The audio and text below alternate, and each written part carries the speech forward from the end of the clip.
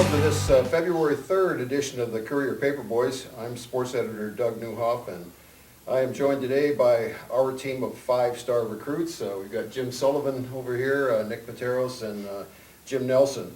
Sully, I'm disappointed you didn't show up in your zebra striped pants this morning. No, I can't find them. They're not in the wardrobe anymore. I just don't know what happened to them. Let's talk a little bit of college football. Big day today. It's National Signing Day.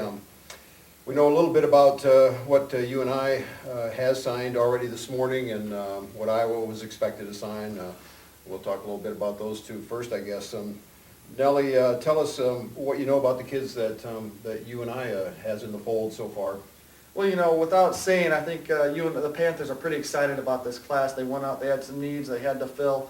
I know they wanted to place an emphasis on the passing game. They only signed one quarterback, but he's a pretty good guy. His other offer was to be a preferred walk-on at Nebraska, a kid by the name of Christian Ellsworth out of Grand Island Northwest High School. Is a Class B. He holds the Class B state record for total yards in a career, over almost 7,000. So a big kid, 6'4". And then they signed four wide receivers. There's a couple wide guys that they listed as defensive backs that were pretty big-time receivers too, and then three tight ends. So, but one of the tight ends I believe is going to be an H-back, Christian Perez, a junior college kid, the only junior college kid they signed out of Monroe College, I think, in Harlem. Yeah, so it's a pretty interesting class. The wide receivers, one of them is Christian Yagan. He is the Gatorade Player of the Year in Kansas. Scored 31 touchdowns this year, 14 rushing, 16 receiving, 2,538 yards, all-purpose yards. He had one game where he had 7 touchdowns in the playoffs, rushed for over 100 yards in that game, and had 100 yards receiving that game. So I think that was a big get for him. It's probably maybe a guy that could step in and maybe contribute a little bit next year. Over on the defensive side, they're probably the big name recruit they got is a kid by the name of Desmond Chappell out of Edwardsville High School in Edwardsville, Illinois. He's a 3-star recruit. He played on the opposite side of one of Iowa's big signees or verbals for next year, A.J. Apenza, whose dad was a former Hawkeye by the name of Apenza. So, but anyway, that's a big one. He's a 3-star recruit, 6'5", 235. He's one of 5 defensive linemen they signed. I think and another group with some really good athletes on there, and some guys that really rose late and became big-time players in the last year. I think a big one out of Weston Wendalen, Bronte Wells. It's a defensive lineman a lot of people liked. You look at here some area kids. The 2 area kids assigned Nick Ellis and Devonius Reed out of Appleton Parkersburg. So I think it's a class they like. It's what they wanted. There's 10 in-state kids, 18 out-of-state kids, and just one of them is a junior college guy so far that they've signed, and no Division I transfers, which I think is a first in a few years. Interesting reading your story about Christian Ellsworth, the quarterback from, Grand Island, Nebraska. Yeah.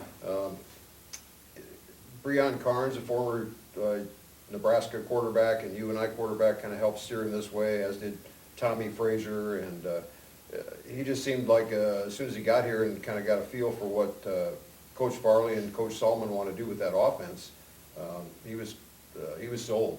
Yeah, his whole conversation his mom and dad and him had on the way here is we hear what they've been telling us, and that's what they say. I'm going to commit on the spot, and his parents were fine with it. And they no sooner sat down and talked to Coach Farley for a few minutes. I mean, it was a 5.5-hour drive, and he said he committed about 10 a.m. So they must have gotten up pretty early to get here. And he said he walked in the dome and it felt like home. He knew where he wanted to be. So just looking at the pictures I've seen of him, I mean, he's a big kid.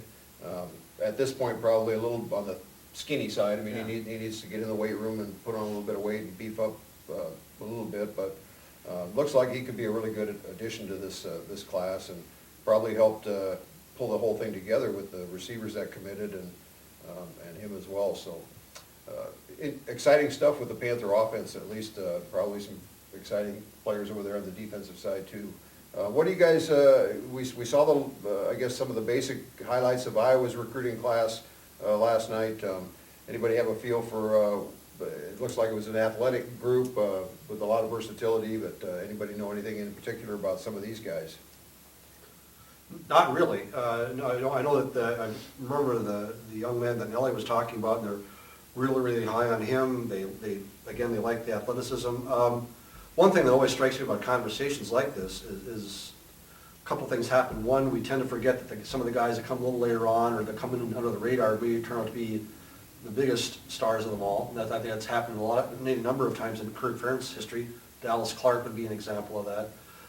And in the case of UNI in specific, and I don't know exactly what they have left to give, but there seems like there's always a couple later arrivals. I remember last year Aaron Bailey was not brought in until, I think, April, maybe a little bit later than that. So in a way, we know a lot, but in another way, the jury's still not completely in on some of these recruiting classes. And Mark Farley's always on the lookout for one more guy, and I wouldn't be surprised if we, somewhere down the road, we learn of another couple, three folks that are becoming Panthers.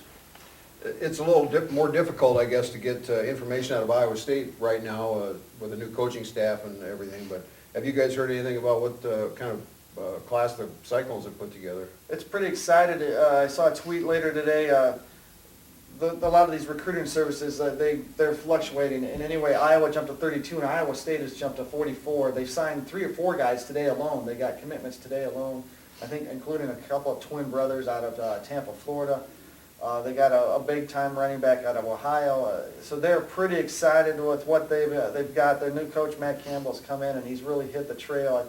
I saw a collage of a tweet with a collage of pictures of all the guys and how many times they were getting on and off the plane and what the Iowa State's plane and where they were flying and how much they'd been on the road since they arrived here, a month and a half ago. So they've hit it hard, and a lot of people are excited up there is what they're talking about. And they, like I said, they've hit some home runs along the last day, gotten some commitments. Who's the linebacker from South Win? The wrestler, is that Kaboshik? Carson Lenson. Carson yeah. Lenson, a defensive lineman, I think. Big 6'7" kid from South Wind, signed. I tweeted out his commitment today. Are you standing next to the fax machine with a piece of paper ready to? I saw an interesting story on him too with the coaching change. He said they're kind of up in the air for about a couple weeks there, and didn't really know what was going on. But then once the new staff got in there and they're kind of able to get reassured, a lot of those guys kept their commitments. So that's kind of going to be an interesting thing with Iowa State's recruiting is to see how many of those recruits that Rhodes have had that kind of stayed on with that program. On the flip side of that, I mean, I think it's also interesting that 2 of the guys that Iowa has on their list were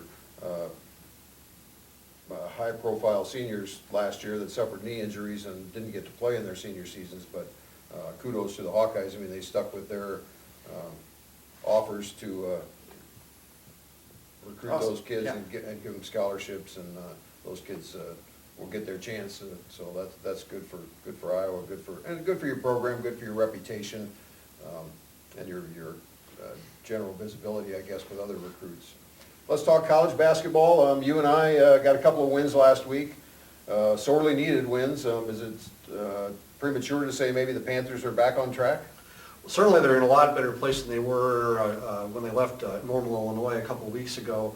At that point, if you remember, in the second half of that game, they went, I think, almost 11 minutes without scoring a field goal. Then they go to Bradley, and obviously Bradley isn't as good as Illinois State.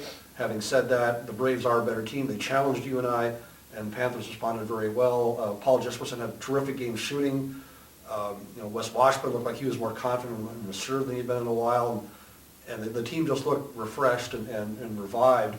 And then they come back home and win a big game with Southern Illinois, a team that had been unbeaten on the road, a team that had beaten UNI in Carbondale. And they found a different way to win. Jesperson didn't shoot very well. Matt Bohannon was okay. The big story there was Bennett Cook. And not so much that he scored 22 points, it was the way he approached the game. He looked much more in command, much more physical. There was a play somewhere in the second half, I think, where one of the big guys for Illinois stripped the ball, stole the ball from him, went down the court. Cook chased him down and hard fouled him. And for all the talk we've had about Cook staying out of foul trouble, I thought that in particular was a great move because it showed that he wasn't going to be intimidated, that there was going to be a price paid if you messed with him, if you will. And that's, I'm not suggesting he's the second coming of Moses Malone yet or a guy like that, but he's heading in the right direction. He's becoming more of a physical presence. Now he has to get stronger. That's a long-term prospect, but if he can stay in the court and provide that sort of offense and rebounding, UNI will be certainly an improved team down the stretch. That was one of my takeaways from Sunday's game. I mean, I watched that Southern Illinois game, and he was tough. I mean, Bennett Cook just got in there and mixed it up and wasn't afraid to get his nose bloody, and they need that. They need that physical presence inside, and Southern Illinois are. I mean, they play a physical, rough and tumble brand of basketball. Yeah, and that's not the last time they'll see that, too. I think Loyola can be pretty physical. They're the more athletic team than we might think. Wichita State, of course, is sort of renowned for playing that way, and you and I have to stand up to that. So there is that, and just the fact that they're able to win in different ways, that Washburn looks like he's, finding some different ways to get open and to get other people open, and the bench, which hasn't produced much at all, took a step in the right direction, especially in the case of Clint Carlson. So they have an interesting test tonight with Evansville coming into town, and Evansville's got a lot of those kind of weapons that will test you and I, where in theory at least it's a little bit weak. They have a Makavicius inside, and they don't have anyone who at least matches up with him in terms of weight, maybe close to size but not weight. They have Ballantyne on the perimeter, who's close to becoming the school's career scoring leader. They have not been particularly successful of late, but have also played some pretty tough opponents on the road, so it'll be interesting to see if you and I can sustain this level of play, one more game heading into Drake on the weekend. Yeah, so I think the Makavicius guy in the middle for Evansville will be a tough matchup for Bennett, but I would expect that Jesperson and Bohannon will shoot much better tonight than what they did Sunday. And one key will be Ted Friedman. Now, Ted Friedman, no one will come in expecting him to score 10 points. He still has some issues with fouls. He still struggles to hang on to the basketball physically. But I think he can match up a little bit better with Makavicius inside. He's not a perfect matchup, but he can be more of a physical presence in there. And just a hunch, I think we'll see him a little bit more than maybe we did the last couple of games. Evansville has some guy coming off the bench too who's been pretty dynamic. I Right. think he scored maybe 25 points in Right, the game the recently. Lithuanian guy, yeah. So, yeah, they've got some weapons. Interesting. Iowa plays Northwestern tonight. They're number 5. Watched the Maryland game the other day. They lost a tight game, a really good basketball game.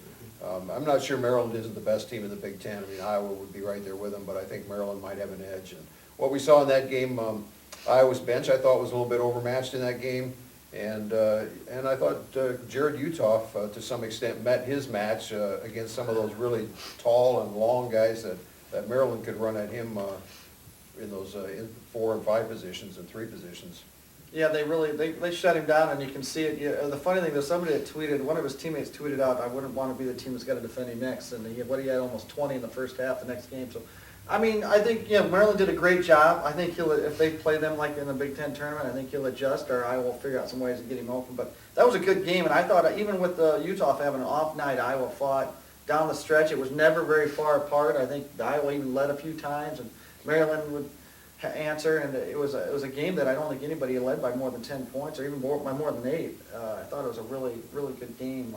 I mean, my numbers might be right off, but watching it they fought them, and on the road in a hostile environment. Maryland's crowd they were amped up and loud, and I thought it was as much as you don't want to say a loss, you're going to gain from a loss. I think they showed they can go on the road and be competitive.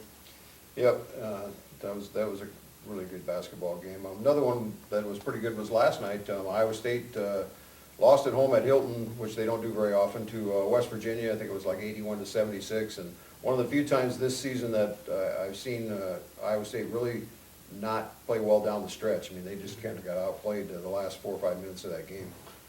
Go ahead, Nick. Oh, yeah, just, they let a 15-point lead go, and that's something that this team hasn't done a lot. And, it just seemed like down the stretch, like you mentioned, they just couldn't make any plays there. But the Big 12 as a whole, you've got, 6 teams all kind of bunched together at the pack, and there's probably going to be games like that night in and night out in that conference.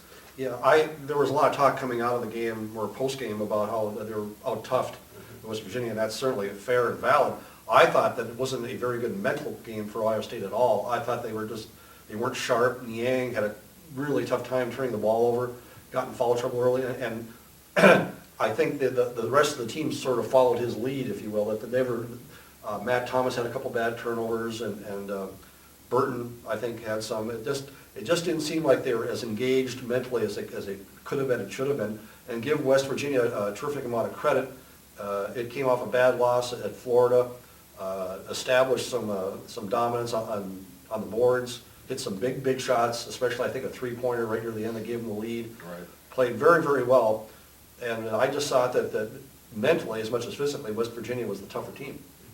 Do you think some of that comes down from Coach Huggins? It seems like he gets an awful lot out of his teams. He really does, and they play a style, and in hockey, we won't like clutch and grab, I think, and I think that frustrates teams. But Iowa State's handled that before. It's not the first time they've seen this from West Virginia and from Huggins in specific. But I think there's a lot to that. I think that Huggins brings that sort of bulldog mentality that, we're going to fight you for 40 minutes, and you better match our intensity. And in this case, it paid off for the Mountaineers.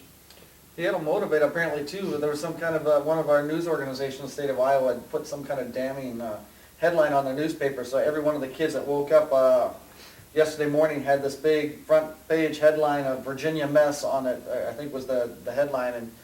And they were all motivated and they kind Right. of, Instead of West Virginia, it was Mess Virginia. yeah. That was So- because they had a suspension of a player, right? Something like that, they hadn't played well. Yeah. Yeah, that sort of stuff sounds great, but if you're not, as the saying goes, if you're not motivated to play a college basketball game, that sort of thing, excuse me, that sort of thing is not going to help you very much. As long as we're on the college basketball subject, one thing that came up in the Iowa-Maryland game was this issue of different teams using different basketballs. And contrary to what some of the things that were said on social media and so forth, Iowa didn't complain about having to use the different balls. They didn't use that as an excuse. Peter Jock, I think, was asked, and he just said simply that, yes, they were different. The ball had a different feel to it. What do you guys think about this? I mean, why doesn't the Big Ten require everybody in their league to at least use the same ball? That's a great question. I don't know why you don't have a standard ball. I mean, each team has their different contract deals, with your Under Armour and Wilson and whoever, but it just seems pretty silly that you'd be going to different gyms and playing with different basketballs.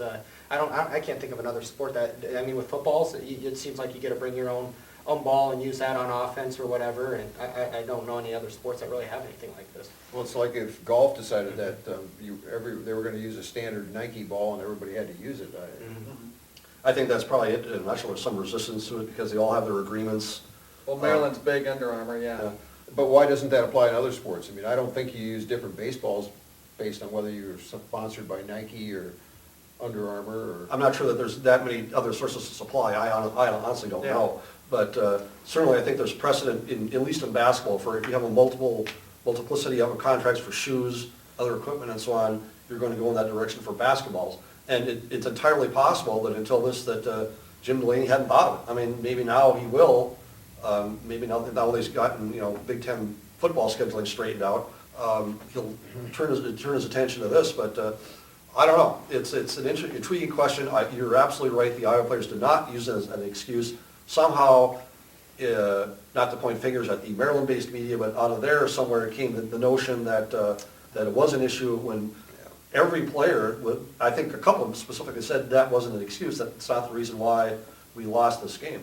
And by the time 3 days passed, McCaffrey was calling the whole thing idiotic, and unfortunately he was addressing the Iowa media at the time. It wasn't their fault either. It was somehow things got a little distorted, and it's unfortunate. And it's kind of ironic too, McCaffrey's mentioning they practiced with an Under Armour ball, so I can just picture this equipment manager that has to go out and purchase 5 brands of basketballs or whatever for whatever team's coming up next. It just seems rather silly. I don't know why you can't get it down to a uniform basketball there. Yeah, and then it's interesting, when you get to the NCAA tournament, they do use the same basketball for all the games, so. Yeah, interesting subject. Let's move on. It's the Super Bowl Sunday, just 4 days away now. Last week, we all kind of gave Carolina the nod in this game over Denver. And kind of surprisingly, there really haven't been any of those jaw-dropping type of stories that have come out of either camp, with people getting arrested or coming up with phantom illnesses or disappearing with injuries or whatever. Has anything happened that's changed you guys' opinions of who's going to win this game? No, but the best story, or non-story, the best in the comedy department came out of Peyton Manning, who suggested he's going to be a rodeo cowboy after his career is over, because it all has to do with the little conversation he had with Belichick, where he was over and saying, it's my last rodeo. So Manning decided to fight off or fend off all the speculation by this facetious talk of becoming a rodeo cowboy. I would pay money to see him ride a bucking bronco in his condition. It wouldn't last long. No, he wouldn't. But I think that's the right approach to take to a lot of this stuff, just have fun with it. Right. You know, it's media day, it's now like, they call it opening night on Monday. It's just ridiculous. Yeah, and you've been there, so you've experienced that, you know what sort of Looney Tunes run around that place. And, you know, you just have to, like I said, have fun with it, be silly with it, you know. It's just part of the experience, and it's that part that's not going to change. And I think that kind of plays into the Panthers' favor. It seems like they've been a team that's just been a bunch of goofballs all season, and they've been having a lot of fun, like you mentioned, with Cam Newton's pants and all that stuff. But it seems like it's a really relaxed group, and they're just going to be able to roll with the punches. And I think you're going to see a Panthers team that's going to be able to come out and play its best football. Yeah, I still see it that way too. Yeah, I still see Carolina as the team to beat. You know, I do like Denver's defense. It's going to be interesting, but more the way Carolina's offense is going to roll, and you got to like them. All right, give me a score. Oh, didn't we do that last week? What did I say last week? We didn't do this last week? I don't All think we right. got into the score. All right, let's say 31-21 Carolina. 28-17 Carolina. Oh, I'll go high scoring, 35-14 Carolina. Yeah, that's about where I'm at. I think Carolina will put up some points. I'll go 35-17 Carolina. So it's a Carolina sweep. Last thing I wanted to talk about a little bit today is maybe, you know, some of the challenges we face as sports writers. I mean, obviously we have the best seats in the house for most of the sporting events that we cover, and we get a chance to interact and even get to know some high-profile individuals within the sports world. But sometimes we have to really, you know, do our due diligence and dig pretty deep to come up with some of the stories that we're able to put together. So I was kind of hoping you guys had one maybe that you wanted to share this morning that just kind of illustrates some of the things that we do go through to find some of the stories we get into print. I don't know if I have quite that, but I do have a couple. The one that came to mind immediately when you brought this up was the death of Ed Thomas. That was a story that was incredibly difficult for a couple reasons. One, just the emotion involved. I think all of us here knew him personally, and it was just such a stunning thing that it was very, very hard, at least for me, to separate my emotions about it from what I had to do. Eventually, it came to that, you just kind of, I guess, kick into gear, if you will, and we were able to piece together some pretty good stories, I think. And it wasn't just me, of course. We had, Nellie was involved, Kelly Beaton, former staff member, was involved. We had people on the news side that did tremendous work on this. But it was just such an incredibly difficult day, difficult story to report that, you know, it was hard. It was just hard to go through. The other one is a little less serious, but it's also a football story with Deadline.